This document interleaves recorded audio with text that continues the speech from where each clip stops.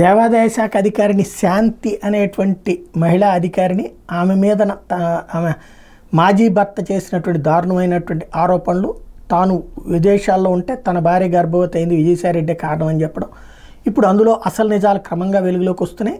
ఆమె వాస్తవంగా వేరే వివాహం చేసుకుని బిడ్డలు కూడా ఉన్నారు.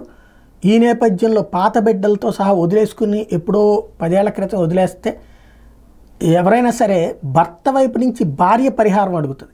ఇక్కడ భార్య నుండి మరణంలాగా భర్త సంపాదించాలనుకున్నాడు, అందుకు ఆమె అంగీకరించకపోవడంతో ఆమెను వేధిస్తున్నాడు అన్నటువంటి విషయం ఇప్పుడు ఆమె చెప్తోంది. అది ఒక ఎత్తు అయితే, అతని బారి నుండి రక్షణ కల్పించమని చెప్పి విజయసాయిరెడ్డిని అడిగితే చివరికి ఆ విజయసాయిరెడ్డి జోక్యం చేసుకుంటాడని విజయసాయిరెడ్డినే ఇందులోకి లాగినటువంటి ఉదంతం అన్నటువంటి విషయం ఇప్పుడు బయటపడింది.